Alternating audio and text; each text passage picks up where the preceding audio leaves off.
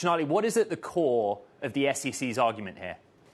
A few things here we have to think about. This claim that the SEC is making that they are acting as an unregistered broker-dealer and listing unregistered securities, which has been up for debate in the crypto community when it comes to regulators, at least for a long time now. Coinbase, we know, says that a lot of the things that they've listed are not securities, while the Securities and Exchange Commission believes they are, and they have a very specific list here of tokens that they have referred to as believing as securities. When we've spoken to Brian Armstrong about this on the record, they have talked about the listing process they've had at Coinbase, so we know that they vigorously disagree with what the SEC is saying. Listen, Ed, I think there's another couple of twists and turns in this story, too, because if you remember, Coinbase actually had looked to acquire or had acquired a broker-dealer license that has been dormant with the SEC. So I expect that to come back up again because they have been talking about that in recent months. So it's not for lack of trying to become a broker-dealer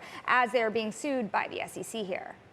Let's just broaden the conversation to Binance, which of course was the news of yesterday. So the SEC is tackling all manners of exchanges at the moment. Yeah, and you have two different things happening on two different days. You have Binance, the largest exchange in the world, but some of the allegations being made against Binance are very different than the ones being made against Coinbase here. At Binance, they are looking at know your customer rules, corrupted trading volumes, reliance on related party transactions. Another thing to look at with Binance is the difference in where the suit was filed. That is a very subtle difference. However, in the legal community here too, if you look, the SEC had filed that suit in Washington versus New York State. Remember, there are ongoing investigations elsewhere when you look at the U.S. government and how it's trying to look at Binance's operations, particularly because Binance as a whole is not on U.S. ground.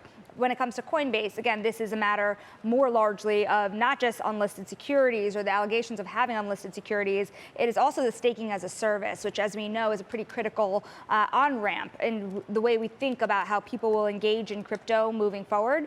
The other interesting thing is Coinbase is based in the United States, publicly listed. The SEC allowed that to happen. And so there are different tensions going on here, and the way that they are, in fact, litigated will also be different.